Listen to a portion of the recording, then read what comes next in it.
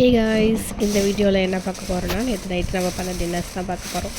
டின்னர்ஸ்ன்னு சொல்ல முடியாது, நான் செஞ்ச தோசையும் ஒரு ஈஸியான சாம்பாரும் அப்புறமா ஒரு மீன் வறுவலும் இதை தான் பார்க்க போகிறோம். ஏற்கனவே நான் சொன்ன மாதிரி இந்த வீடியோவில் என்னால் எக்ஸ்ட்ரா மியூசிக்கோ இல்லை வேறு ஏதாவது டெம்ப்ளேட்டோ யூஸ் பண்ண முடியாது. பிகாஸ் காப்பிரைட் அடிக்குது. ஸோ எனக்கும் யூடியூப்பில் பெருசாக இந்த இந்த சாங்குக்கு காப்பிரைட் அடிக்கும், அந்த சாங்குக்கு அடிக்காது அப்படின்னு சொல்கிற மாதிரி பெருசாக தெரியாது. ஸோ இனிஷியல் ஸ்டேஜில் இதெல்லாம் யூஸ் பண்ணிக்க வேண்டாம் அப்படின்னு சொல்லிட்டு அப்படியே விட்டுட்டேன்.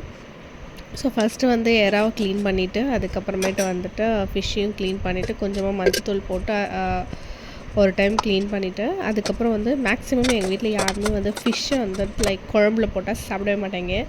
ஸோ அதனால் தலையை மட்டும் போட்டு குழம்பு வச்சுட்டு மீதி இருக்க ஃபிஷ்ஷெல்லாம் இது வறுத்துடலாம் அப்படின்னு சொல்லிட்டு மசாலா போட்டு வச்சுட்டேன். இது நான் ரொம்ப ரொம்ப சோம்பேறியாக இருக்கும் போது பண்ணக்கூடிய ஒரு சாம்பார். இது ரொம்ப ரொம்ப ரொம்ப ஈஸி. நான் போடுற இந்த இன்க்ரீடியன்ட் மட்டும் போட்டுட்டு ஜஸ்ட்டு குக்கரில் வச்சிங்கன்னா போதும்.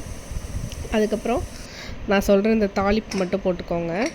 ஸோ நீங்கள் நல்ல குக்கராக வச்சுருந்தீங்க அப்படின்னா ஒரு 5 விசில் இல்லை 2 விசில் அப்படி போதும். இல்லை என் குக்கர் ஒரு சோப்பலாங்கி குக்கர் அப்படின்னு நினச்சின்னா ஒரு குறைஞ்சது 10 விசிலாவது வைங்க.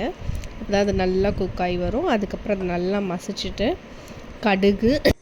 கடுகு தட்டின பூண்டு, அதுக்கப்புறம் பார்த்திங்கன்னா கொஞ்சோண்டு சீரகம், அப்புறம் கருவேப்பிலை, இது எல்லாமே போட்டு வரமிளகா போட்டுக்கோங்க. அதாவது காஞ்ச மிளகா சொல்லுவாங்க, அதையும் போட்டுக்கோங்க. இதெல்லாம் சேர்த்து ஆட் பண்ணி நல்லா தாளிப்பு பண்ணிவிட்டு இதில் போட்டு ஆட் பண்ணணும்.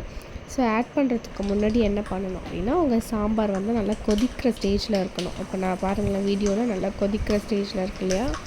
ஸோ இந்த ஸ்டேஜில் நீங்கள் அழகாக அந்த நான் சொன்ன இந்த 5 இன்க்ரீடியண்ட்டையும் நல்லா ஆட் பண்ணிவிட்டு நல்லா பொரிஞ்சதுக்கப்புறம் இதில் நீங்கள் ஆட் பண்ணணும்.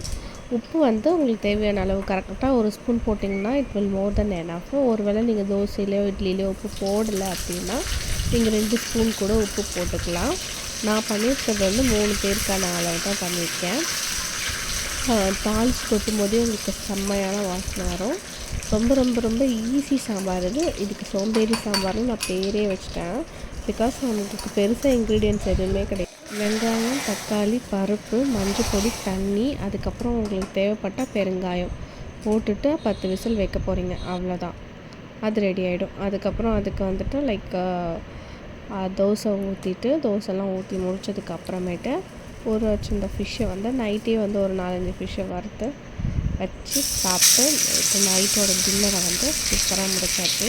ஆக்சுவலாக இது வறுத்து முடிச்சுட்டு எல்லாத்தையும் பிளேட்டில் வச்சு நான் ஒரு ஃபோட்டோவோ இல்லை வீடியோவோ எடுக்கணும் அப்படின்னு நினச்சேன். பட் நான் அதை எடுக்கல போல இருக்குது. இப்போ தான் நான் எடிட் பண்ணும்போது செக் பண்ணுறேன். ஆக்சுவலாக அந்த ஃபோட்டோவும் நான் எடுக்கல, அந்த வீடியோவும் நான் எடுக்கல. ஸோ இந்த வீடியோ லைக் ஒரு கண்டினியூஷனே இல்லாமல் அப்படியே இன்ட்ரப்ட் ஆன மாதிரி எண்ட் ஆகிடும். Bye guys.